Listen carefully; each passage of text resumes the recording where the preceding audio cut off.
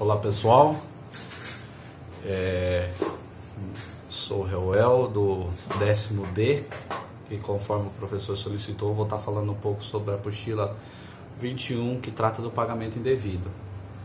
O pagamento indevido ele é tratado no artigo 165 ao 169 do CTN e trata do tema relacionado naquela relação jurídica que há entre um contribuinte e o fisco, quando o fisco ele cobra indevidamente ou a mais.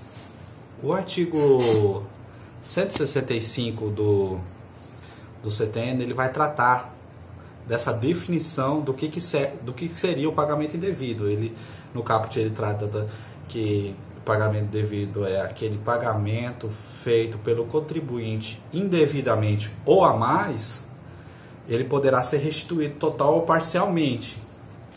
E após esse caput, o legislador colocou 3 incisos. O primeiro inciso ele fala sobre o pagamento feito indevidamente e espontaneamente.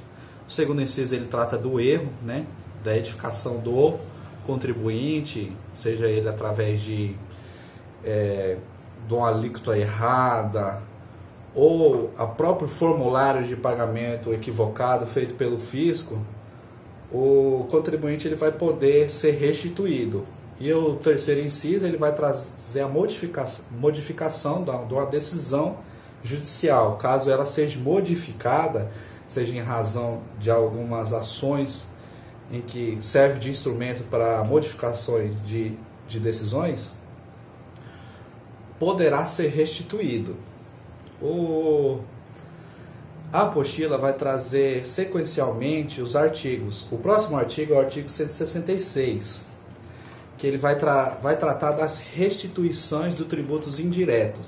Ou seja, esse tributo indireto, nós vamos precisar lembrar da classificação do tributo, do que é um tributo direto e tributo indireto, que está estritamente ligado ao contribuinte de fato e o contribuinte de direito. Ou seja, o contribuinte de fato é aquele que...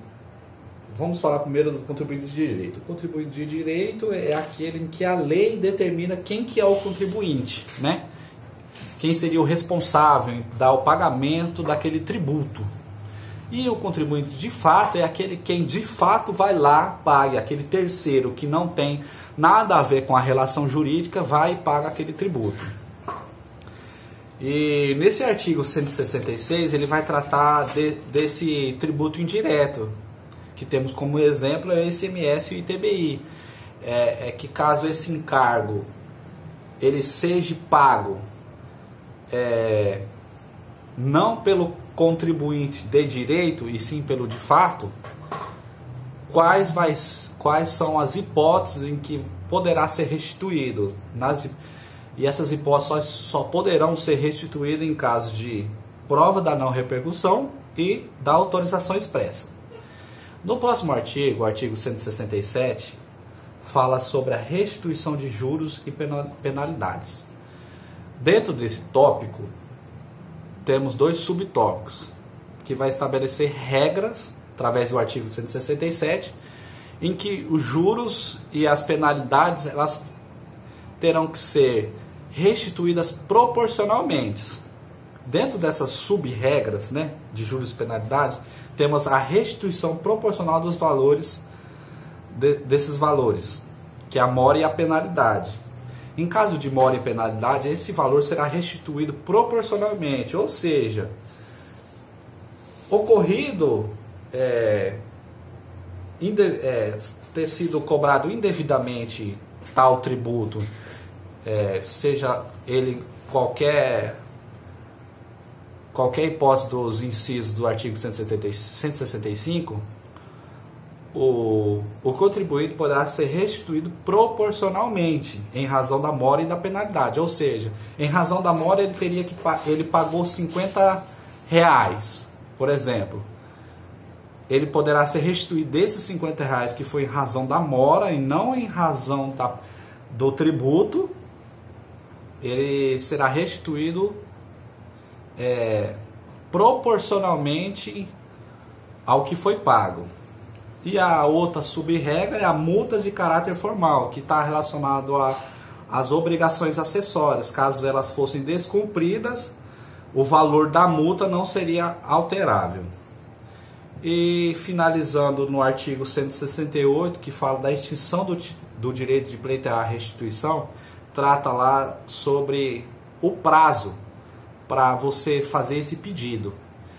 A doutrina ainda não estabelece, não é pacífica no sentido de ser prescrição ou decadência esse prazo, mas ele estabelece um prazo de 5 anos para pedido de restituição. Na apostila não fala do artigo 169, mas o artigo 69 fala sobre outro prazo, que caso seja denegada essa restituição, você tem um prazo de 2 anos para tentar modificar essa decisão. Acho que no mais é isso.